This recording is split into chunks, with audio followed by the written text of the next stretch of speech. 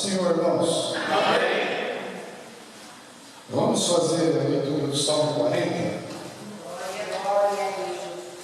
Estava meditando, irmãos, no 23, né?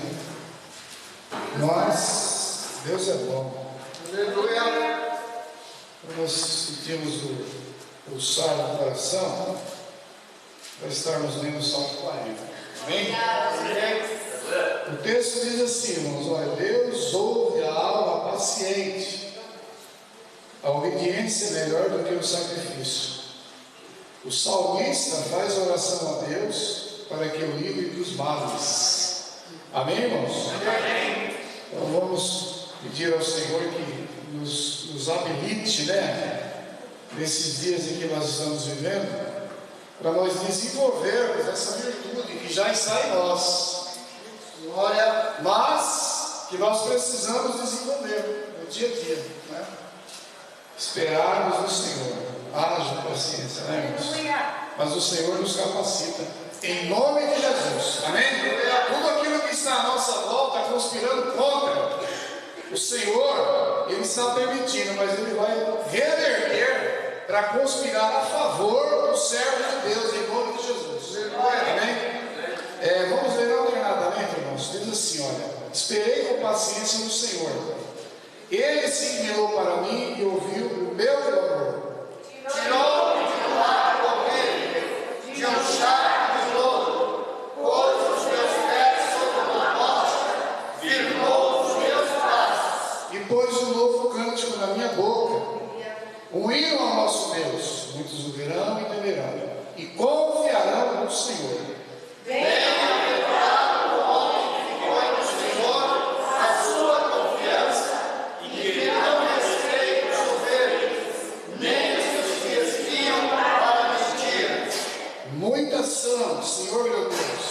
maravilhas que tens operado para conosco, e os seus pensamentos não se podem contar diante de ti.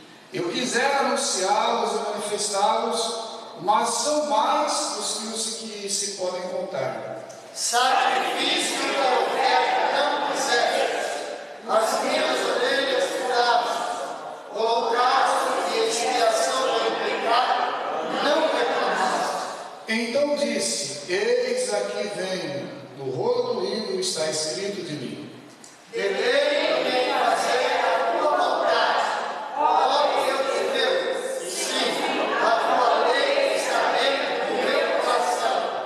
Preguei a justiça na grande congregação. Eis que não retiro os meus lábios, Senhor, tu sabes. Não escondi a tua justiça dentro do meu coração.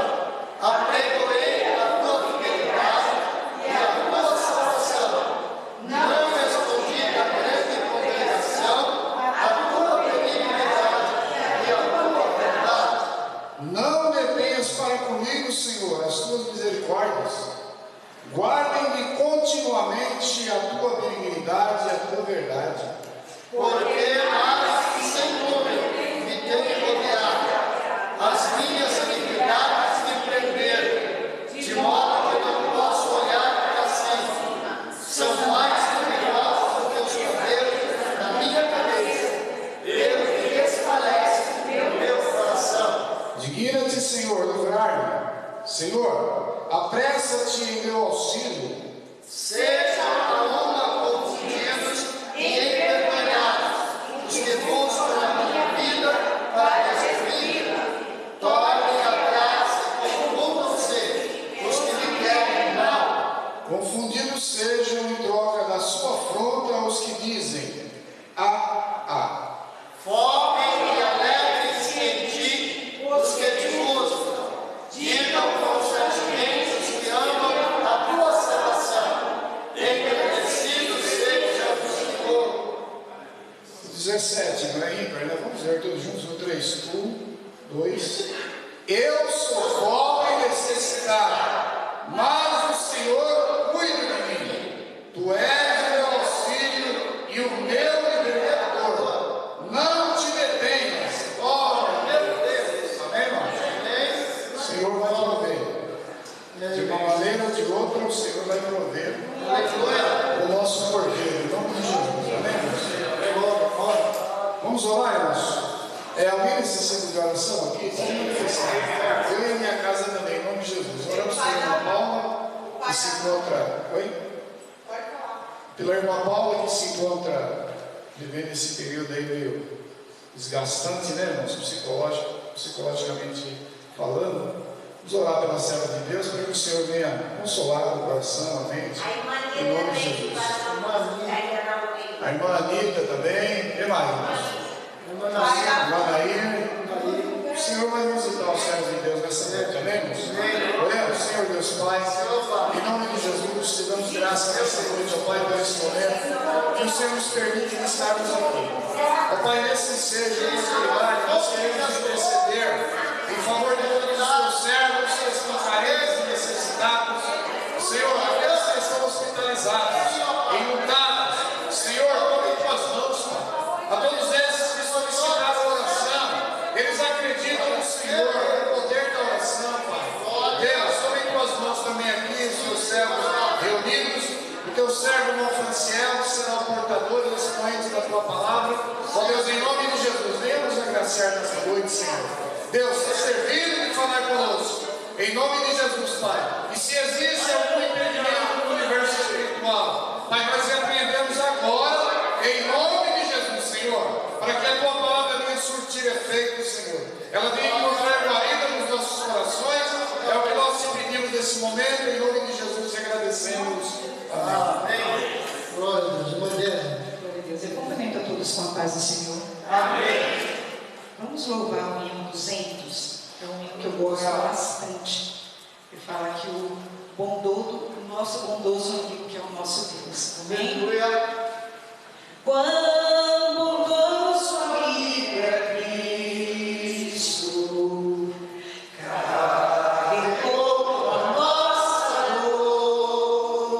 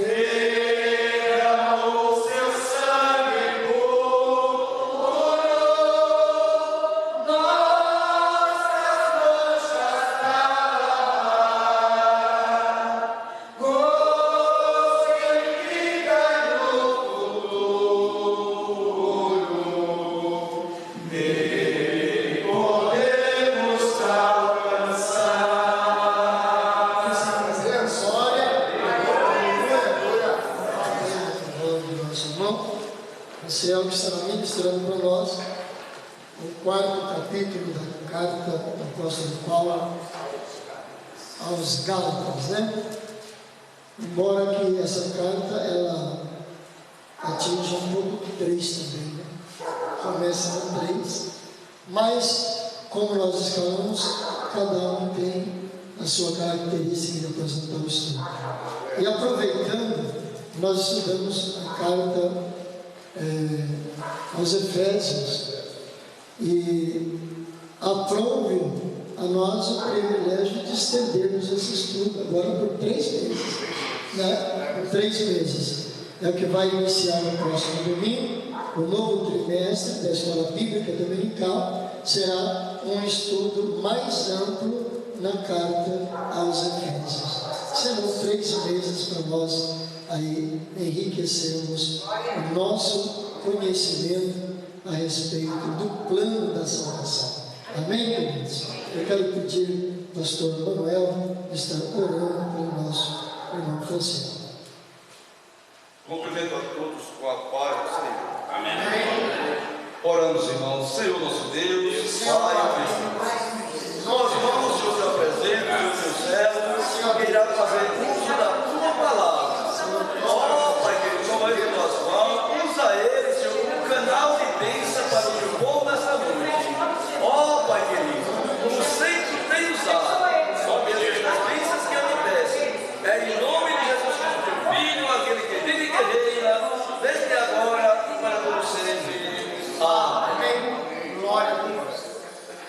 Pode ser, meus irmãos. Amém. Aproveitando que os irmãos estão de pé, os irmãos do discipulado, fiquem à vontade para tomar sua sala, amém?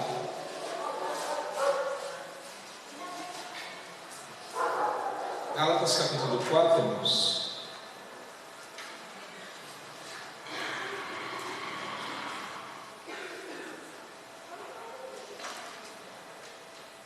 Glória ao Senhor. Eu quero ler apenas o primeiro verso do capítulo 4, o primeiro versículo, e aí, posteriormente, nós, conforme formos falando, a gente vai lendo todo o capítulo, para a gente ganhar tempo nessa noite, que eu só posso falar até 10h30 no Dionísio.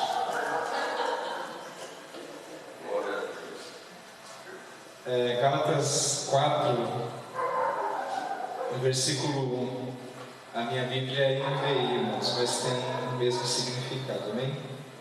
Digo, porém, que enquanto o herdeiro é menor de idade, em nada difere de um escravo, embora seja dono de tudo. Pode sentar.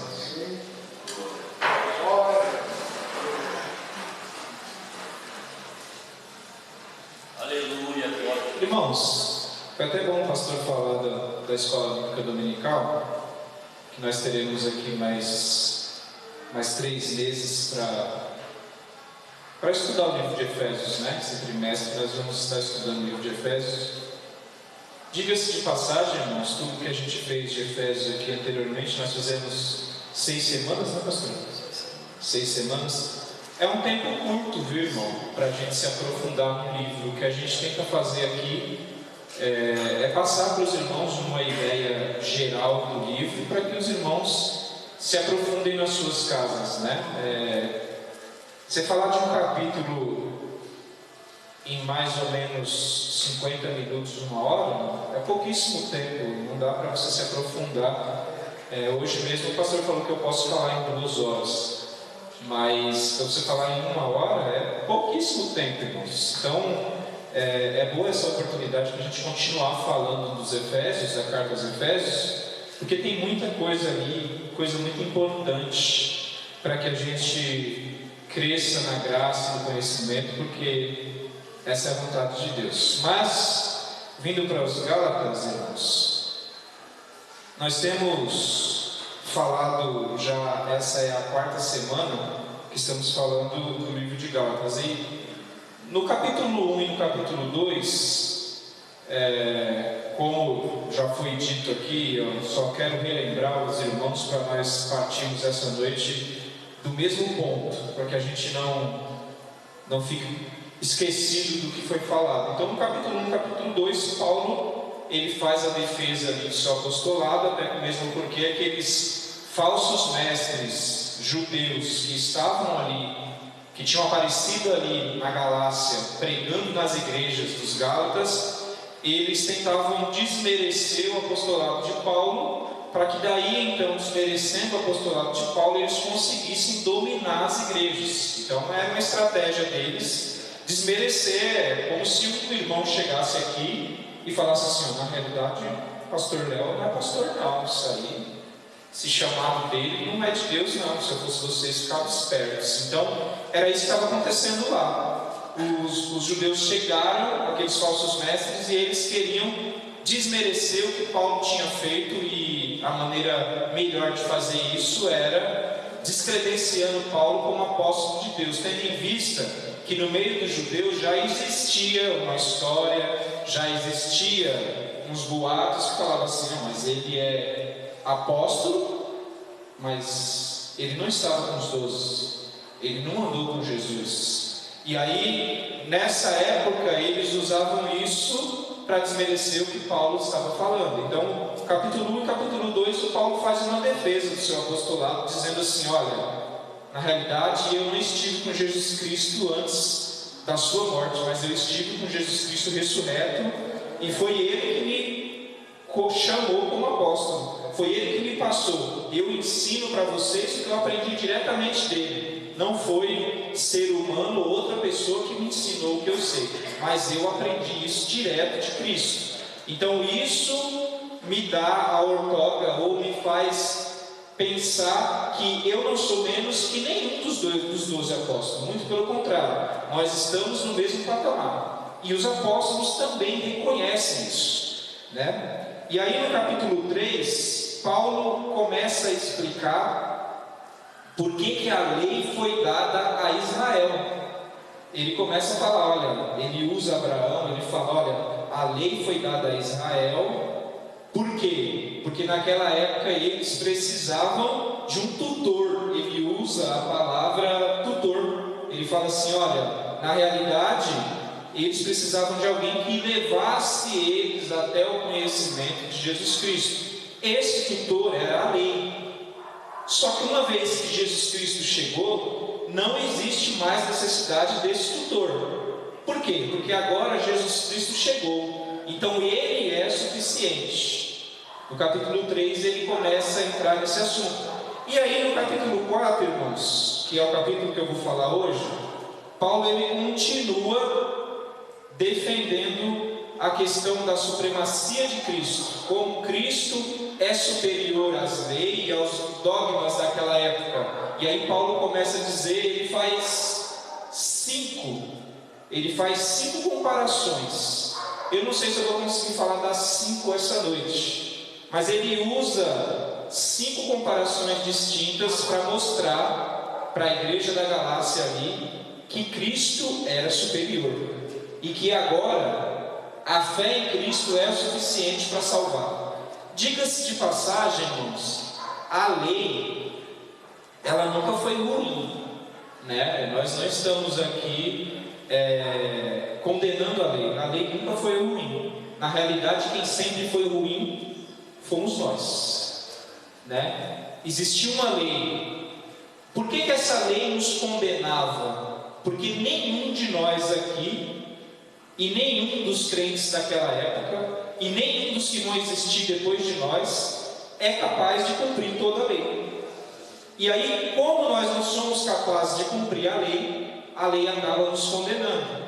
Era isso que Paulo estava querendo dizer. Então Paulo ele não está falando ali contra a lei, não está dizendo que a lei é ruim.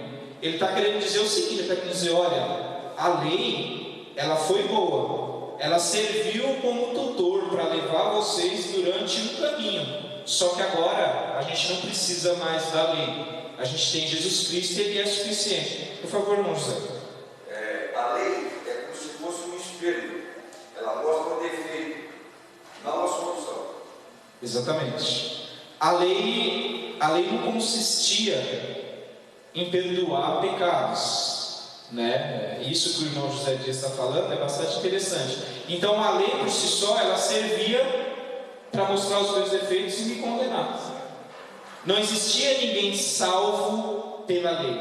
Aí Jesus vem, e aí a gente deixa de ter esse tutor que é a lei, para ter a nossa salvação através da fé em Jesus Cristo. Mas Paulo, ele usa 5 contrastes aí que eles vão evidenciar a superioridade da justiça da fé sobre a justiça da lei.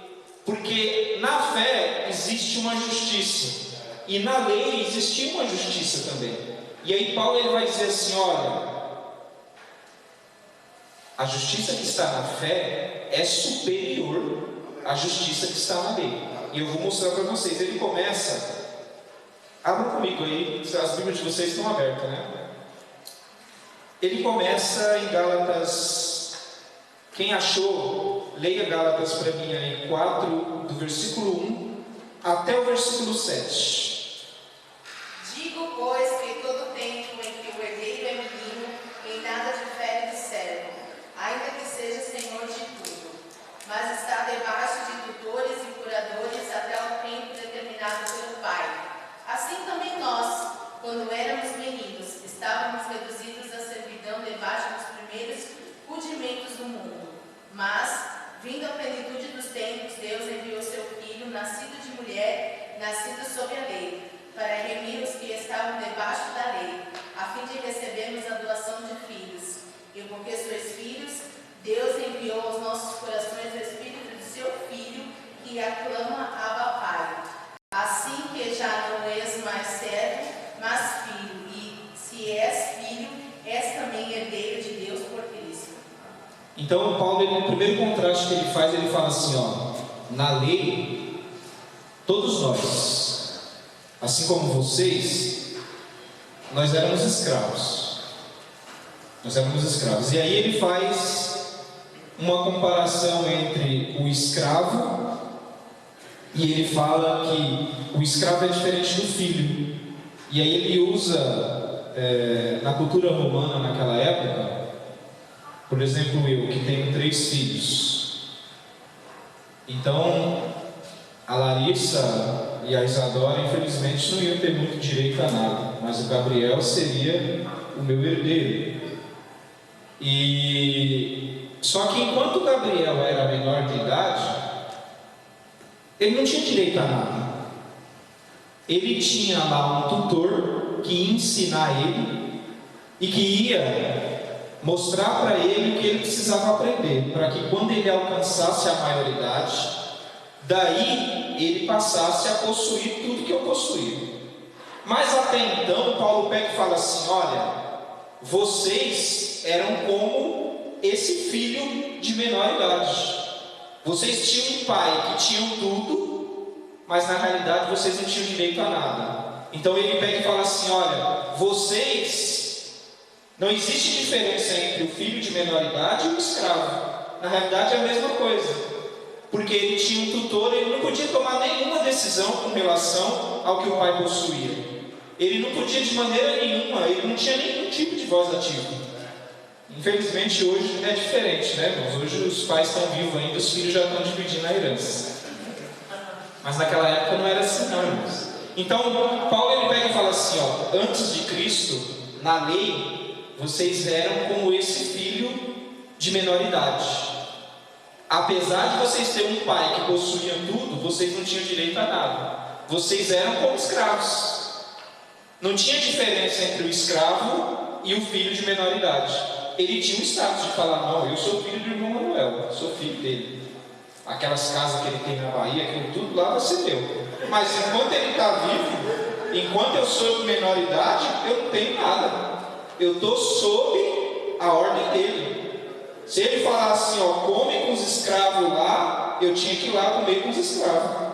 Então é isso que Paulo estava querendo dizer. Paulo estava dizendo assim: olha, antes de Jesus Cristo, vocês eram escravos. Depois de Jesus Cristo, agora vocês são diferentes, vocês são filhos.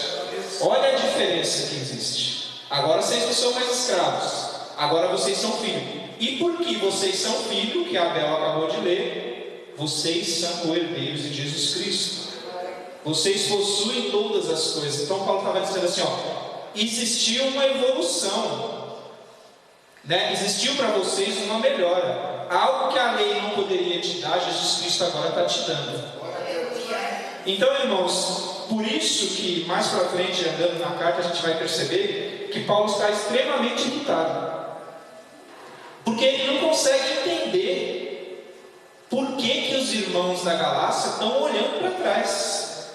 Ele não consegue entender como que eles tinham alcançado algo tão especial que até então eles não tinham direito, e de repente eles voltam atrás e eles falam. É a mesma coisa de eu falar assim: olha, agora o irmão Manuel, meu pai, me deu todas as coisas, eu entrego para ele de novo e falo: não, eu quero ser escravo novamente. Melhor para mim é ser escravo do que ser filho.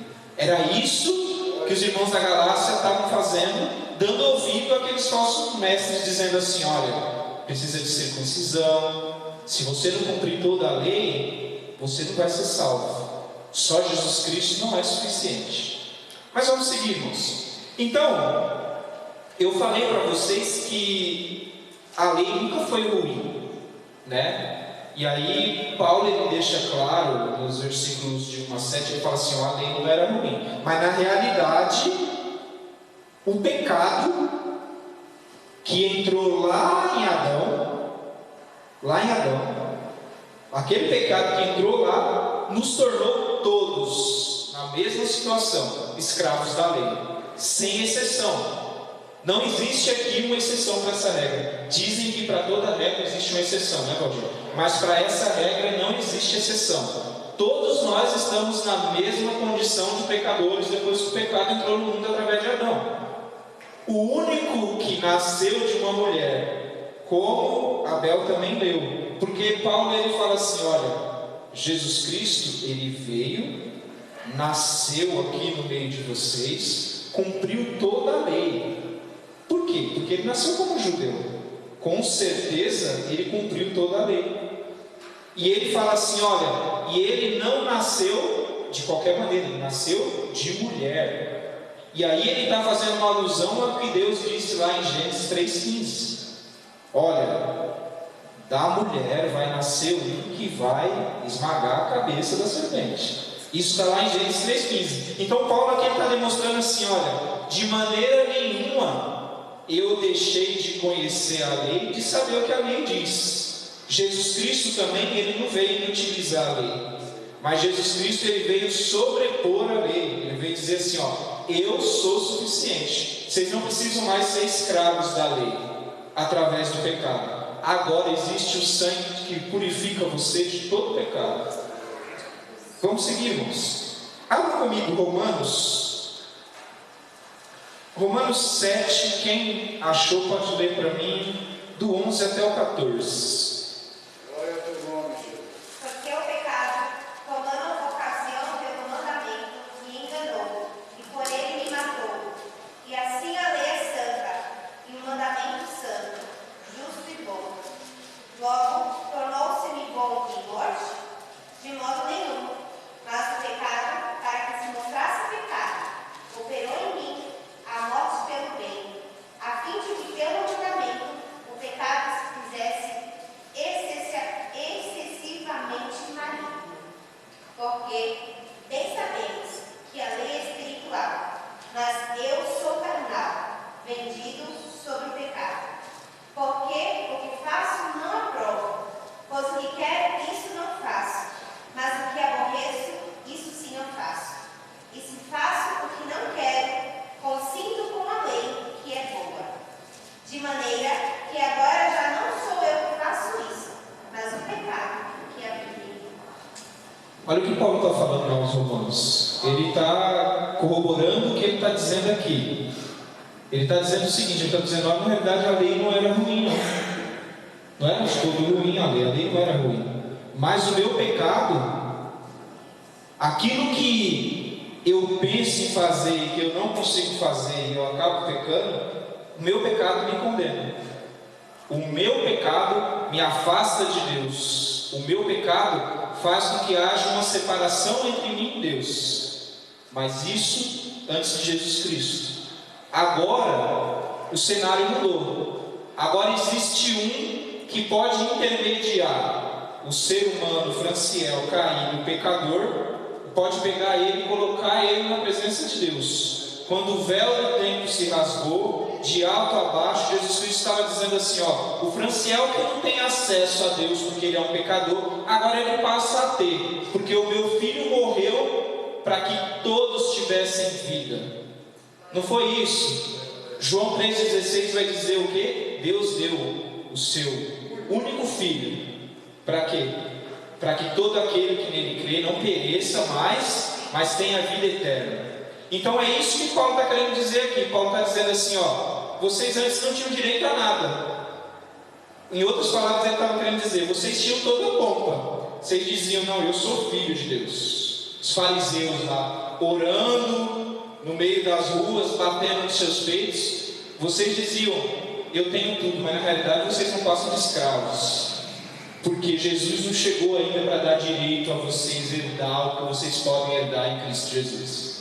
Então, de maneira natural, Paulo tenta explicar para os Gálatas que a maneira que eles viviam não é mais a maneira que eles têm que continuar vivendo, que eles não têm que voltar, que eles não têm que olhar atrás. Mas aí, Paulo ele vai trazer o segundo contraste. O segundo contraste está lá em Gálatas 4, do 8 ao 11. Quem achou pode ler para mim, por favor. Mas quando não conhecieis a Deus, servíeis aos que por natureza não são deuses. Mas agora, conhecendo a Deus, ou antes, sendo conhecidos de Deus, como tornais outra vez a esses rudimentos fracos e pobres, aos quais de novo quereis servir? Guardais dias e meses e tempos e anos, receio de vós que não hajam trabalhado em vão para convosco. Paulo encerra essa sequência dizendo assim, em outras palavras, ele está querendo dizer assim, eu espero que eu não tenha perdido meu tempo pregando para vocês o Evangelho de verdade. Talvez essa seja a preocupação de muitos pastores hoje em dia, né, deles olharem para a igreja, porque irmãos, por que essa carta aos Gálatas ela é tão atual? Porque a igreja hoje vive a mesma situação que os irmãos da Galácia viviam lá atrás. Hoje tem entrado dentro da igreja tantas coisas fazem parte do nosso culto e a gente considera como essenciais, coisas que nunca estiveram na Bíblia. Coisas que Deus nunca mandou que nós fizéssemos e nós acabamos fazendo. Quando Paulo fala que vocês não precisam voltar para aqueles rudimentos fracos, ele está falando de tudo isso, irmãos. Ele está falando assim, ó, tudo que tira o centro de Jesus não serve para te levar até Jesus. E se nós olharmos hoje, irmão, infelizmente, eu digo isso com tristeza, a igreja, de maneira geral, e aqui eu não estou me referindo à cidade de Cumbica apenas, a igreja de maneira geral, os cultos, a nossa maneira de viver não tem sido mais cristocêntrica, né? Tem sido antropocêntrica, onde o homem é sempre a estrela principal, o centro de tudo. Jesus morreu por mim para me servir, para que Ele faça a minha vida ser melhor. Jesus morreu para que eu tivesse um carro do ano, para que eu fosse próspero, saudável e para que não viesse nenhum problema bater na minha porta. Jesus, na realidade, se tornou um mordomo, onde o homem, na realidade, é o Deus que é o centro. Mas eu venho dizer, irmãos, para vocês nessa noite, que enquanto a igreja no Brasil e no mundo não acordar e voltar para o Evangelho real, o Evangelho que Cristo é o centro e que nós somos os servos, nós só temos a sofrer cada dia mais. Cada dia mais afastados da verdade. Sabe por quê, irmãos? Porque a gente não dá atenção para isso aqui. Porque quando a gente olha para a Bíblia e quando a gente estuda a Bíblia, a gente não consegue considerar o Evangelho em que o homem é o centro. O homem nunca foi o centro de nada. Cristo sempre foi o centro, desde Gênesis a Apocalipse, tudo aponta para Jesus Cristo. Era isso que Paulo estava querendo dizer aqui. Quando esses falsos mestres chegam diante de vocês e falam assim: olha, mas sem a circuncisão não tem salvação, sem guardar o sábado não tem salvação, sem a dieta dos judeus também não tem salvação. Paulo está querendo dizer o seguinte: ele está querendo dizer, para que Cristo morreu então? Se Cristo não era suficiente para vocês. Muito pelo contrário, Cristo morreu porque o sacrifício dele era necessário, porque todos vocês estavam condenados. Se circuncisão salvasse alguém, se dieta salvasse alguém, ou se sábado salvasse alguém, Jesus não precisava ter nascido, morrido numa cruz, ressuscitado. Jesus não precisava de nada disso. Era isso que Paulo estava querendo dizer aos irmãos da igreja da Galácia. E hoje isso se torna uma realidade para nós. Quando nós olhamos para a vida, para a nossa vida dentro da igreja, muitas vezes a gente se pergunta: será que Cristo continua sendo o centro? Será que a gente, olhando a realidade de crentes que não conseguem sofrer, domingo eu tinha estudado para falar aqui no domingo de manhã do encerramento da escola bíblica dominical, lá em Hebreus 11. E numa outra oportunidade eu vou falar, mas lá em Hebreus 11 existe uma coisa interessante lá, e isso tem tudo a ver com o que Paulo está dizendo aqui. Tem uma coisa interessante lá em Hebreus 11, porque se você chegar na sua casa e ler, você vai ver que o autor dos Hebreus ele começa dizendo assim: olha, pela fé Abraão, pela fé Moisés, pela fé Josué, pela fé Raabe. Ele começa dando vários exemplos dos pais da fé, aqueles que através da sua fé conseguiram agradar a Deus.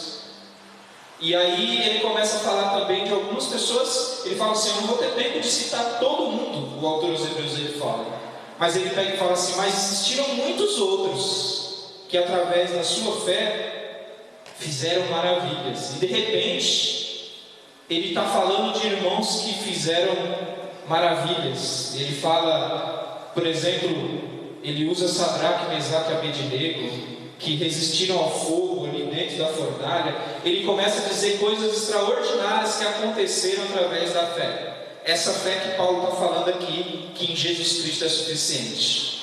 Mas aí, de repente, o autor, se você ver lá em Hebreus capítulo 11, ele começa: mas também pela fé, alguns foram cerrados ao meio, outros foram martirizados, outros morreram pela espada, outros foram queimados, outros foram jogados, outros sofreram.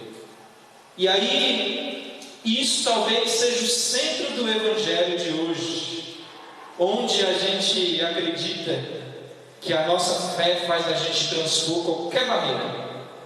E aí eu vou para a Bíblia, eu abro lá em Hebreus 11, e o autor dos Hebreus está falando assim: a fé em Deus também pode te levar ao sofrimento, à morte, ao martírio, à dor, a tudo isso a fé em Deus também pode te levar. E hoje em dia ninguém olha mais para esse lado do Evangelho. Nós preferimos olhar só para o lado onde Deus sempre livra e sempre entrega o melhor em nossa mão. Mas eu quero te dizer, muitas vezes Deus vai ter provação, Deus vai ter dor, Deus vai ter sofrimento, Deus vai ter aflição. Isso não quer dizer que Deus te abandonou. Isso quer dizer que Jesus Cristo está cumprindo aquilo que Ele prometeu para você. Um dia Ele vai voltar e vai buscar a sua igreja. E um dia nós não teremos mais dor nem sofrimento. Mas isso não é aqui e nem agora. Mas Paulo, ele continua dizendo que ele faz um paralelo entre a vida de quem serve a Deus e a vida como pagão.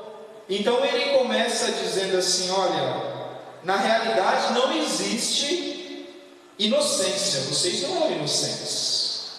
Não existe o que alguns pensam que existe, a inocência religiosa. Na realidade não existe. Não existia inocente, vocês eram pagãos. Vocês procuravam deliberadamente outros deuses. Vocês faziam para vocês outros deuses, sabendo que o verdadeiro Deus não era aquele. Vocês decidiam fazer isso.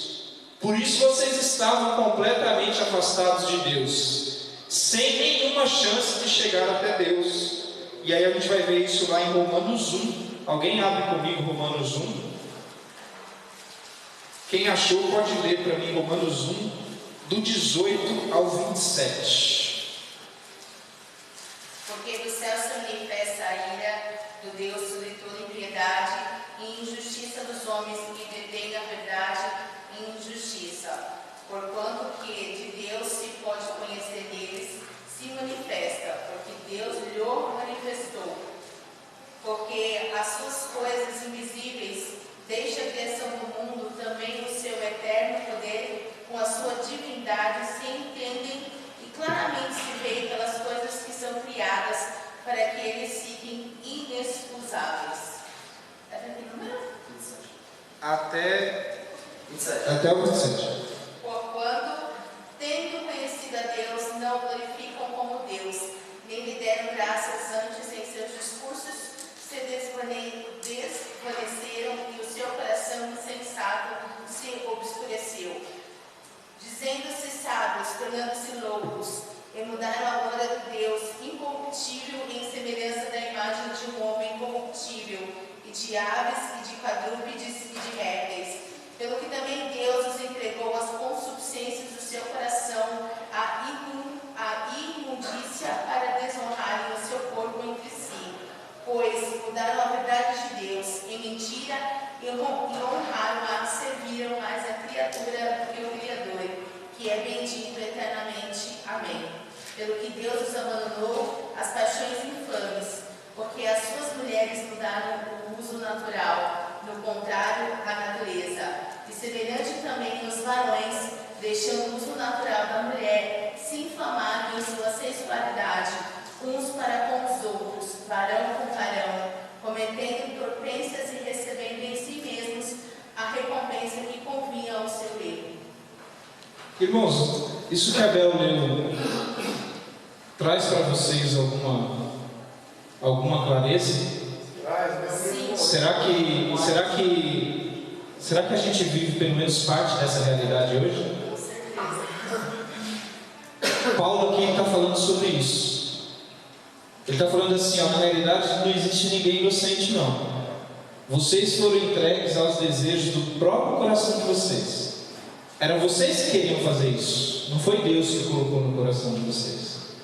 Vocês preferiram adorar a criatura, deixando de adorar o Criador que fez todas as coisas. Por causa disso, Deus entregou vocês. Porque, irmãos, eu já disse isso aqui algumas vezes. O pior castigo que Deus pode dar para qualquer ser humano, para mim, para você, é Deus olhar para você e falar assim: tá bom, Franciel, pode ir lá, faz o que você quer. Esse é o pior castigo que Deus pode nos dar. Porque dentro do meu coração e do seu coração não existe nada bom. Se a gente faz alguma coisa boa, a gente faz porque o Espírito Santo está dentro de nós. Então, Paulo estava dizendo aqui, justamente isso, ele está dizendo, olha a vida de vocês lá atrás como era. Vocês eram pagãos, vocês estavam nessa realidade aqui. Para vocês não existia perdão, não existia contato com Deus. Era isso que vocês faziam antes. Vocês estavam entregues às paixões de vocês para fazer aquilo que o desejo do coração de vocês alcançava. Mas aí vem Cristo e tira as nossas algemas, tira o nosso coração do pecado, e nos purifica e nos coloca num processo de santificação, onde cada dia mais a gente prefere estar perto de Deus e longe do pecado. E aqui eu não estou pregando perfeição, irmãos, porque não existe ninguém perfeito. Enquanto nós estamos aqui, nós estamos nesse processo gradativo. Mas esse processo só é possível porque Deus teve misericórdia de nós. e entregou o seu Filho para morrer por nós. Nenhum de nós, irmãos, tínhamos salvação. Então, Paulo está dizendo aos Gálatas ali, ele está dizendo: olha a vida de vocês como era antes. Vocês eram pagãos, agora vocês servem um Deus que tudo pode. Vocês têm direito à salvação, a estar com Deus, e vocês estão jogando isso fora rapidamente, porque alguém chegou aqui e disse para vocês algo que não é verdade. Vocês tão prontamente acreditaram neles e estão abandonando o Evangelho. E aí, irmãos, eu me preocupo. Muitas vezes o pastor se esforça para trazer a palavra de Deus. E isso acontece não é só aqui não, irmãos, é em todos os lugares. Muitas vezes os pastores, eles se esforçam, pregam constantemente, doam sua vida, estudam a palavra de Deus, para trazer algo para a igreja, para colocar as pessoas diante de Deus e próximas de Deus. E aí vem alguém, desfaz tudo aquilo que o pastor demorou tanto tempo para construir. E o que Paulo estava passando aqui era justamente isso. Paulo passou, diga-se de passagem, tá, irmãos? Deus sabe como fazer as coisas, porque as igrejas da Galácia, elas só foram fundadas, Paulo só pregou o Evangelho ali, porque Deus permitiu que ele ficasse enfermo. Na realidade, ele não ia ficar ali, ele estava passando por ali. Só que, de passagem, de repente ficou enfermo e não teve como sair. Olha, Deus usando a enfermidade para fazer a vontade dele. E muitas vezes a gente acha que isso não pode acontecer. E aí Paulo prega o Evangelho, arrebata os corações daquelas pessoas para Jesus Cristo, Deus verdadeiro. De repente alguém chega com uma história diferente, as pessoas acham mais atrativo. Mas sabe por que é isso, irmão? Porque nós temos uma tendência natural a nos atrairmos por tudo que é errado. Essa tendência natural do ser humano. Muitas vezes o que é certo é mais dificultoso. O que é certo é abrir mão da minha vontade para fazer a vontade de Deus. Na maior parte das vezes é mais fácil eu ouvir aquilo que é errado e passar a fazer aquilo que é errado, do que eu ouvir o que é certo e renunciar a minha vontade para fazer o que é correto. E Paulo estava alertando os Gálatas com relação a isso, e esse alerta vale para a nossa igreja nos dias de hoje.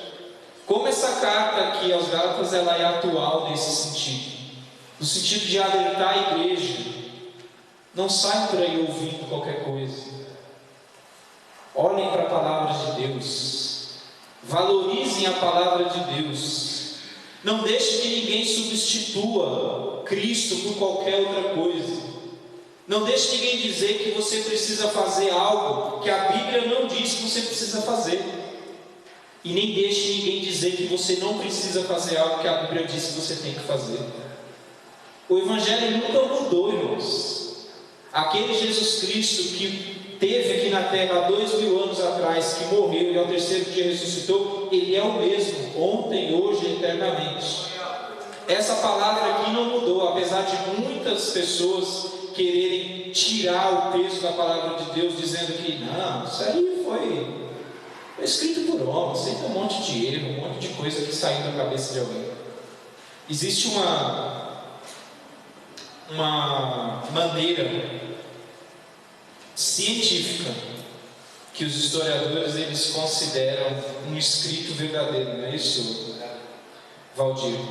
E para a gente considerar um escrito verdadeiro, ele é considerado verdadeiro se foram feitas cópias dele. É a maneira como os historiadores consideram se aquilo que está escrito é verdadeiro mesmo. Várias literaturas foram encontradas no decorrer de todo esse tempo. E a gente compara com a Bíblia, a literatura que teve o maior número de cópias até hoje foi um livro do século II, do século III, que foram achados mais ou menos 700 cópias desse livro. E ele é o que mais tem cópia. Você sabe quantas cópias foram achadas do Novo Testamento, irmãos? Foram achadas mais de 7.000 cópias. 7.000 cópias. Então, não existe nenhuma base científica para alguém aqui dizer que a Bíblia não é verdadeira. E eu estou falando de base científica. Porque Paulo ele vai falar, né? Que na realidade, para muitos, o evangelho, para os que perecem, o evangelho é loucura. Mas para mim não, para mim é poder de Deus. Então, irmãos, não existe nenhuma base científica ou histórica para dizer ou desacreditar da Bíblia. Isso aqui que está escrito aqui é a palavra de Deus. Queira você acreditar ou não. Mas todos nós que estamos aqui nessa noite, nós cremos que isso aqui é a palavra de Deus. Só basta agora a gente estudar e colocar isso aqui em prática na nossa vida. É isso que a gente precisa para aguardar o retorno de Jesus Cristo. Por favor. Foi escrito num período de 1500 anos e com 40 autores diferentes, e uns não se conheceram, mas harmonicamente eles se completavam pelo Espírito. Quem pode explicar isso? Só Deus. Só Deus. Não se contradiz, né? Não se contradiz, né? E há algumas pessoas por aí querem contradizer. É que aquela história, né, irmãos? A gente sempre ouve. Isso é muito comum dentro de Assembleia de Deus e também igreja pentecostal. A gente vê muito essa questão de alegoria. Né? Alegoria é quando eu olho para um texto aqui da palavra de Deus e Deus revela algo que Ele revelou só para mim, para mais ninguém. Como se eu fosse um especial. Né? Eu olho aqui para o capítulo 4 de Gálatas e venho aqui com os irmãos e falo: olha, na realidade o que estava querendo dizer era isso. Essa é a alegoria, isso é o problema, essa é a dificuldade nos nossos dias hoje. Na realidade Deus não revela nada especial para ninguém, irmãos. Na realidade a revelação está aqui, ó. É a palavra de Deus como ela é. Você só tem que estudar ela e ver o que ela está querendo falar ao teu coração. E aí, quando eu tento usar a palavra de Deus para falar o que eu quero falar, aí eu posso manobrar do jeito que eu quiser. Aí eu posso usar texto isolado, aquela história de texto sem contexto é pretexto. Um dos maiores exemplos disso é o Fábio, né? Exatamente. O Fábio se perdeu completamente. Ele deu uma entrevista dizendo que ele pega qualquer texto e ele inventa o que ele quer do texto. Isso aí é sofisma dos gregos, lá dele é cultura helênica. Exatamente. Esses tempos atrás aí, eu não sei nem o nome desse abençoado, teve um que surgiu aí na mídia, um pastor de renome, conhecido aí, ele disse que a Bíblia precisava ser atualizada. É da IBAP. Que a Bíblia precisava ser atualizada porque a Bíblia era antiquada. Na realidade a gente precisava tirar algumas coisas e acrescentar outras coisas que não estão aqui. Então quando a gente vê e ouve, é melhor. Minha mãe dizia que às vezes é melhor ouvir do que ser surdo. É melhor você ouvir, porque Deus te deu a opção. Mas esse tipo de coisa, irmãos, a gente precisa rechaçar isso. É por isso que você está aqui nessa noite. É por isso que a gente vem na escola bíblica dominical. É justamente para quando surgir esse tipo de coisa, você saber, você falar: não, a palavra de Deus é essa, ela não muda. Eu não posso acrescentar e nem tirar, nem uma vírgula e nem um tiro que está aqui. Eu não posso. Mas vamos seguir, irmãos, que eu só posso falar até 10h30 hoje. Olha, então, o texto que Abel leu ali, ele está dizendo o seguinte, em outras palavras, Paulo está querendo dizer: olha, não existe nenhum inocente aí. Se vocês estão querendo voltar para a vida de antigamente, vocês têm que saber o que vocês estão fazendo. Deus tirou vocês de lá, e vocês estão querendo voltar. Às vezes a gente ouve, dizer assim: não, mas eu fiz isso no período da minha inocência. Não existe período de inocência. Não tem ninguém inocente. Não tem. Ninguém é inocente. Jesus vai voltar. E o seu nome precisa estar escrito lá no livro da vida. Não vai ter exceção para essa regra. Não vai ter jeitinho brasileiro, não vai ter como pagar propina, furar a fila. Não tem como fazer isso. Talvez aquele belo sapato, porque hoje o pregador ou o pastor, se não tiver o sapato dele que não tem o suficiente, não que eu sou poderosa, mas eu acho que Jesus vai ter sapato dele de grande, belo. Irmão, se depender do sapato para ir para o céu, eu já estou condenado, viu? Porque eu estou com o mesmo sapato já faz mais ou menos uns 4 anos, né, Felipe? Eu tenho só 2, né? A Kátia fala para eu comprar. Eu falo, mas eu só tenho 2 pés, para que eu vou comprar mais sapato? Por isso que eu não sou pregador. Mas assim, gente, a gente precisa olhar, né? E essas coisas elas acontecem com sutileza, irmãos. Ninguém vai chegar aqui nesse culto, olhar para vocês e falar assim: olha, desconsidera a Bíblia. Ninguém vai subir aqui e falar essas coisas. Essas coisas acontecem sutilmente. A gente precisa ser inteligente para perceber. A gente precisa, né, irmãos? O Evangelho, a palavra de Deus diz que Cristo é suficiente. Esse é o tema principal dos Gálatas. Paulo está querendo dizer, olha, Cristo é suficiente. E quando eu digo suficiente, irmãos, a abrangência dessa palavra é total. Eu não preciso de mais nada. Eu não preciso colocar alguma coisinha a mais. Eu não preciso. Eu só preciso de Jesus Cristo. Nada além disso. E isso é tão sutil porque é comum hoje nas igrejas. Eu não quero depois ter dito aí, tá, justo, para a gente não ser processado. Mas eu fico pensando, um camarada manda vir pedra e areia lá de Israel para construir um templo aqui. Chega aqui, constrói o templo, anda com quepá na cabeça, coloca roupa de judeu, e a igreja está lotada de gente. Não, você falando disso, deixa eu só fazer um questionamento, que é uma curiosidade minha. Esses dias eu até comentei em casa sobre isso. Existem hoje em dia algumas igrejas aí que estão tendo arca. O que você acha sobre isso? Isso é o que Paulo está dizendo aqui. São esses rudimentos antigos que as pessoas estão querendo incorporar dentro da igreja. A gente não precisa de arca nenhuma aqui. Então, assim, a gente não precisa de nada, irmãos. A gente não precisa de nada. Eu não preciso chegar aqui para os irmãos e falar para os irmãos assim: olha, já aconteceu, parece que em algum lugar, e eu não sei onde é, e até prefiro nem saber, mas parece que teve algum lugar em que levaram a arca e chamaram os irmãos para entrar com uma oferta de R$1.000, colocar o nome dentro da arca, que a bênção ia ser glória.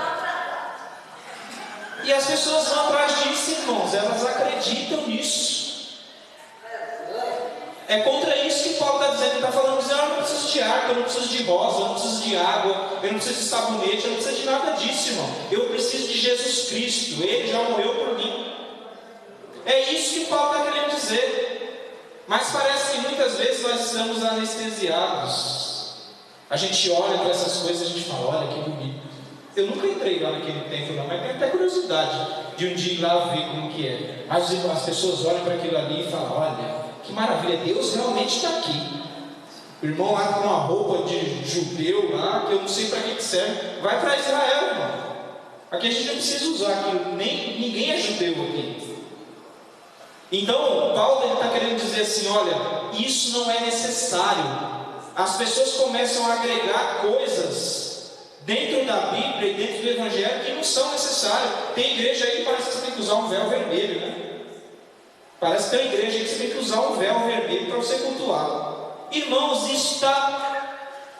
isso é antibíblico, isso é seita, irmãos. Isso não está na palavra de Deus. Não deixe...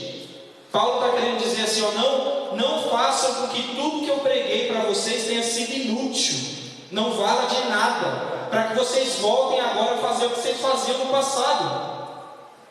Paulo está querendo dizer assim: quando você coloca algo condicionando servir a Deus aquilo que não é Jesus Cristo, você está voltando a ser pagão. Isso é idolatria.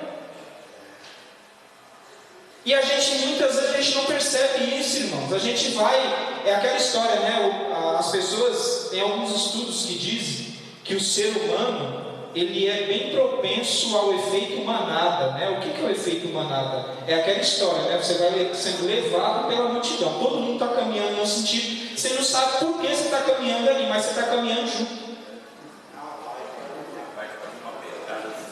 Então, irmãos, a gente precisa tomar cuidado com isso. A gente não tem que caminhar junto com ninguém, não. A gente caminha aqui, ó, junto com a palavra de Deus.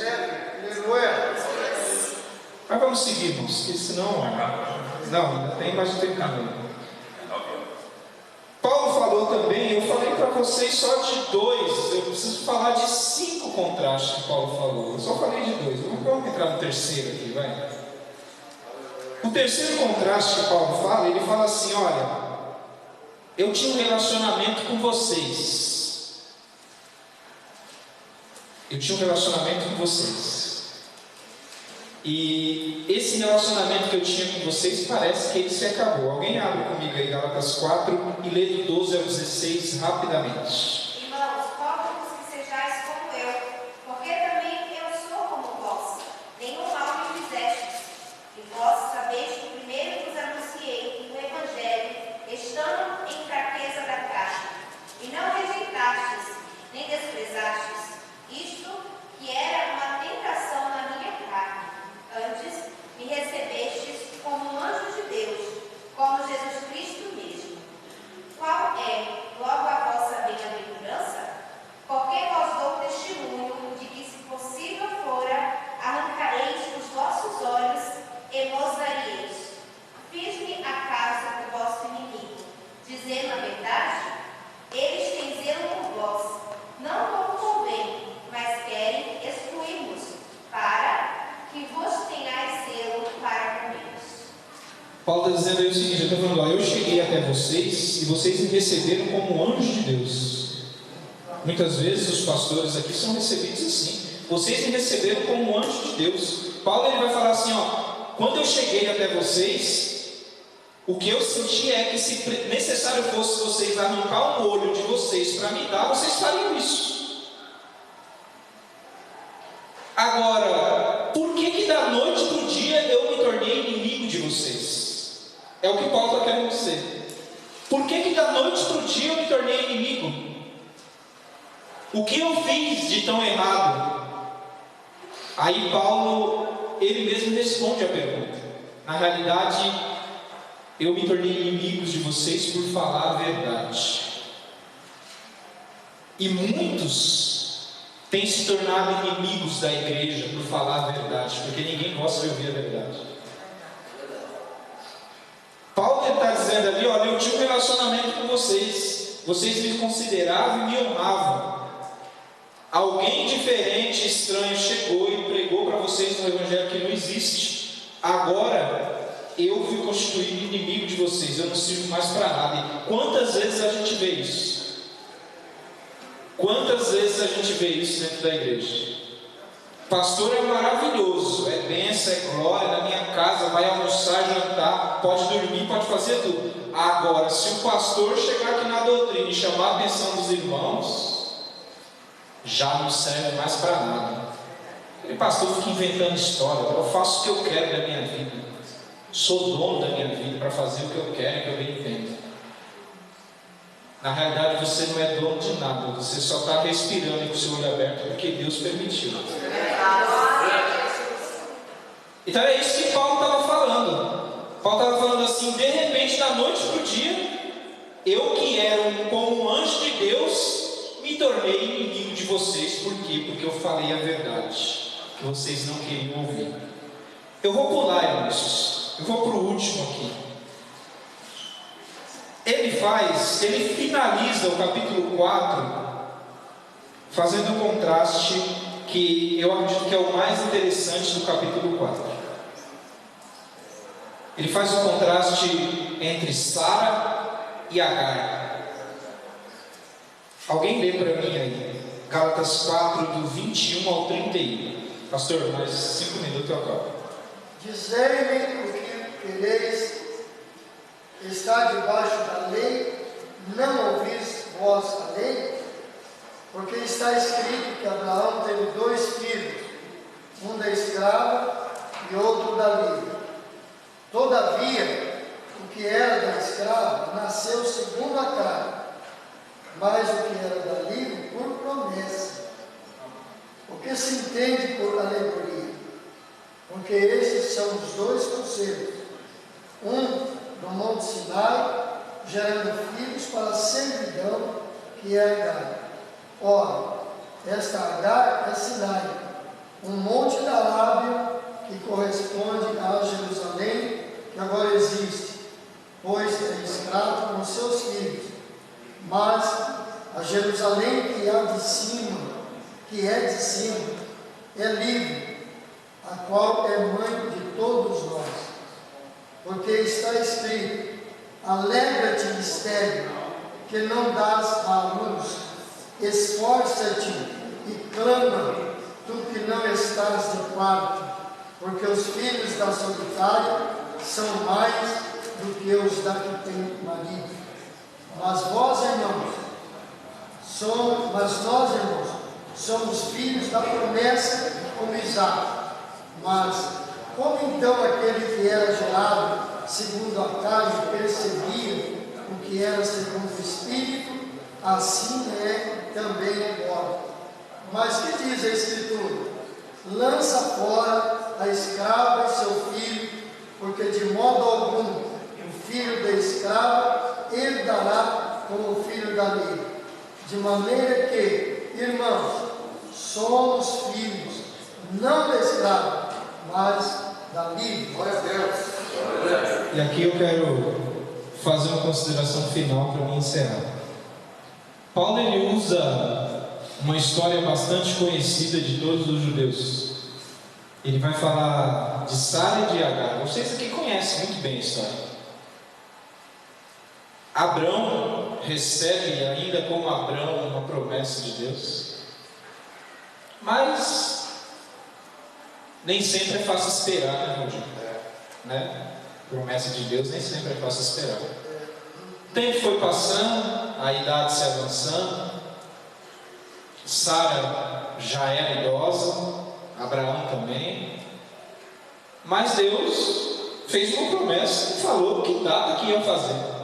Deus só prometeu, né? Deus não estipula a data, até mesmo porque Ele não trabalha com o nosso tempo. E aí o tempo foi passando, Sara cogita no seu coração dele e fala: acho que eu posso dar uma ajuda para que essa promessa se cumpra. De mim não tem mais como nascer filho. A gente tem uma serva, naquela época isso era parte da cultura judaica. Então a gente tem uma serva aqui. Abraão, se deita com a serva, porque com certeza Deus vai cumprir a promessa que Ele fez através do filho que a serva espera. Abraão, eu acredito que pela fé que Abraão tinha em Deus, ele não concordou nisso de primeira.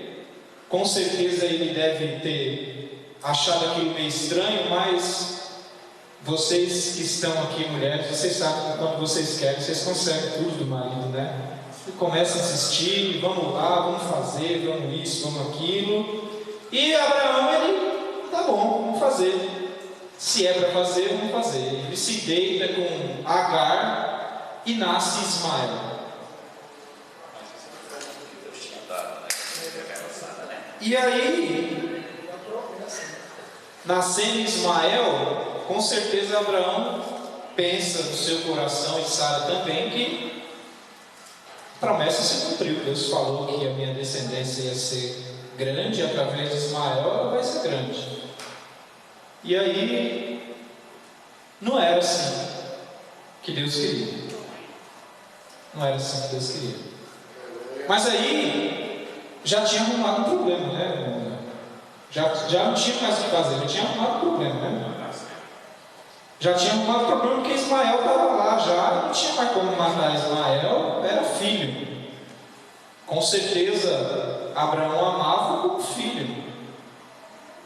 De repente, Deus aparece novamente a Abraão e fala: eu vou cumprir, chegou o tempo que eu vou cumprir o que eu prometi na tua vida.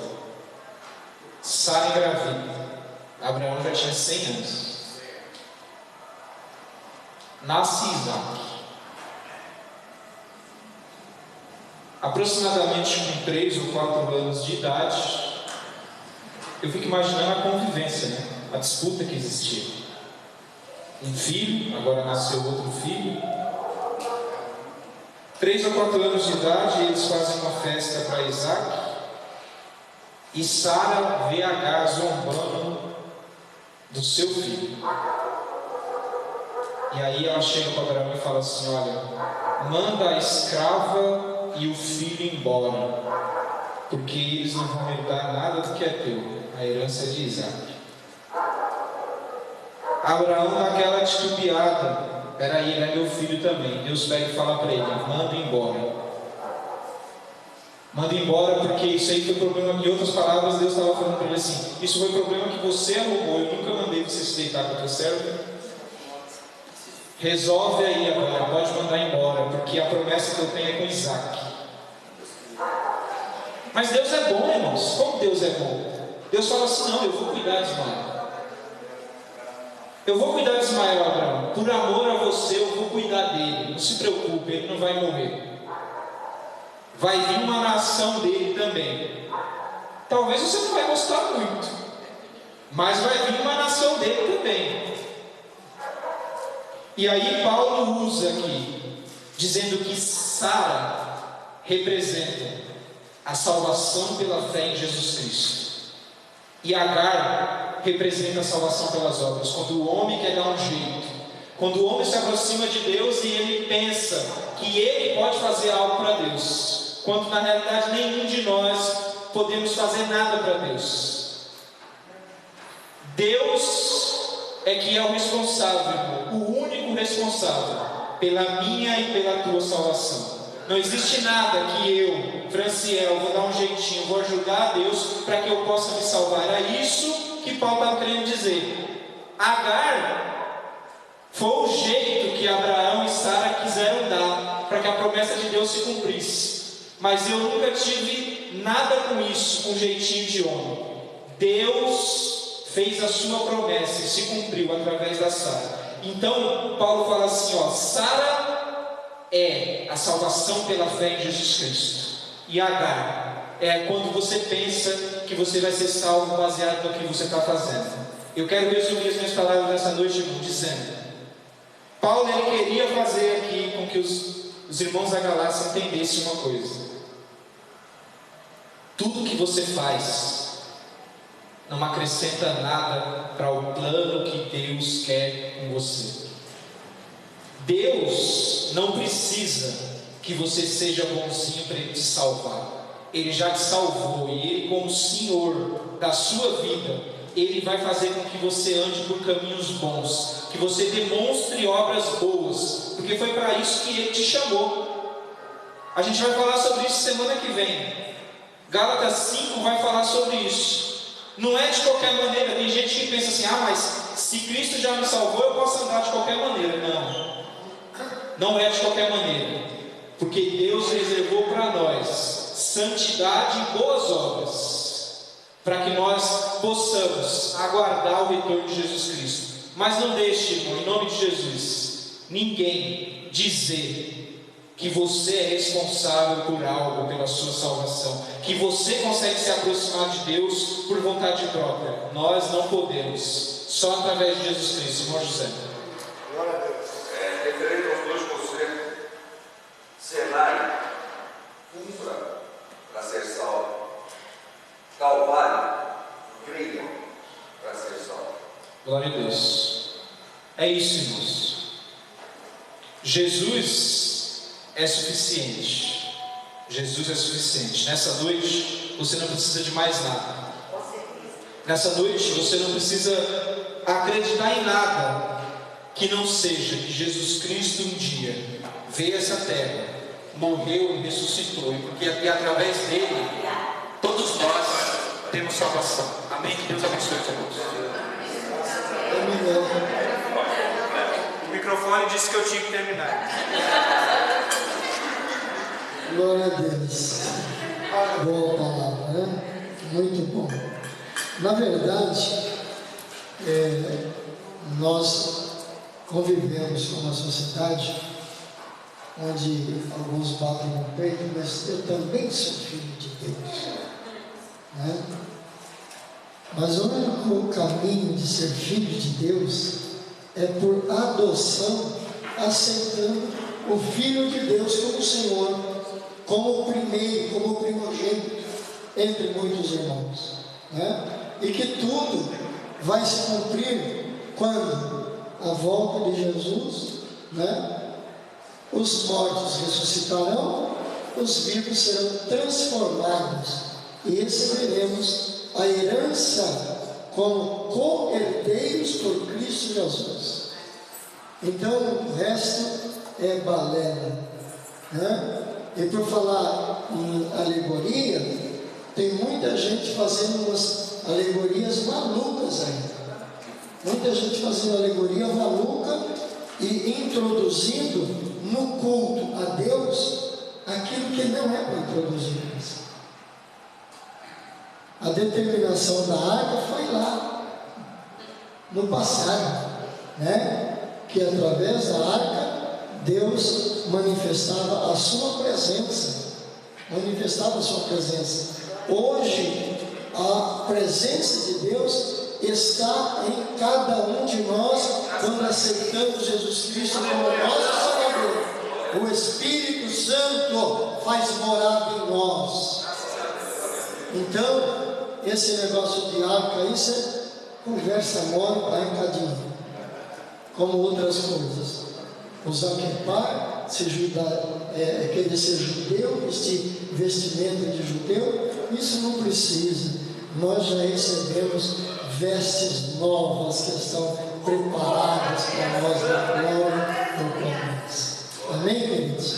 Gente, amanhã nós temos aqui a nossa campanha da oração, orar sem cessar, no dia das 20 às 21, quinta-feira a nossa oração pela manhã, e às 19h30 a nossa campanha da vitória, com a direção das irmãs do Círculo de Oração. Vamos estar juntos aqui apoiando o trabalho das irmãs e as irmãs realizando um grande trabalho para a glória de Deus.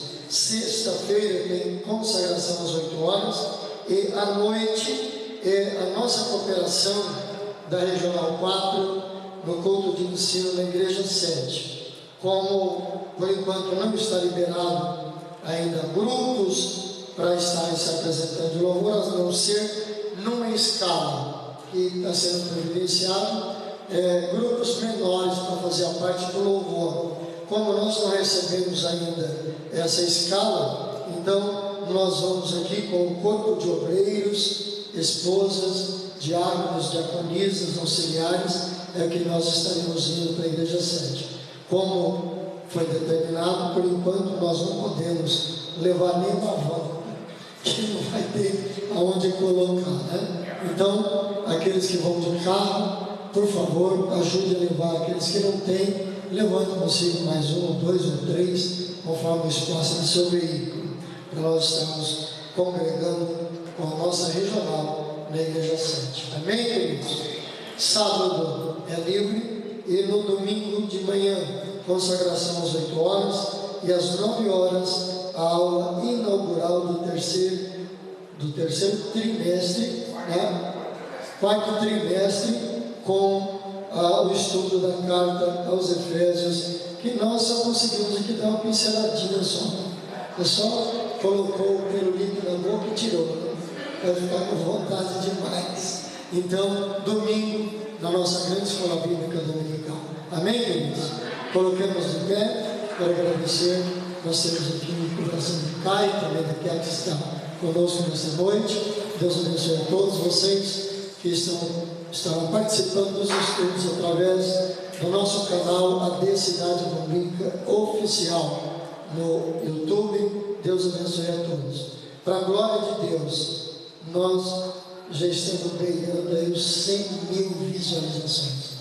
Já chegamos hoje, antes do culto, nós estávamos com 93.283 visualizações.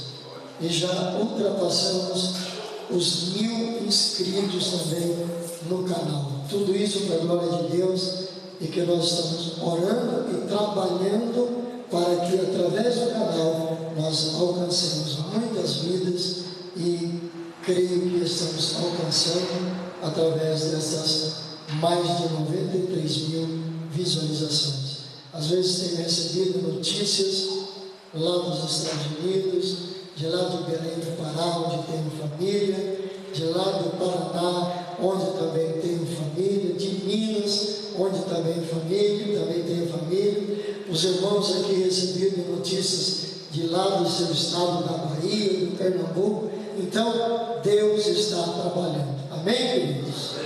Agradecemos a Deus. Pastor Edner, por favor.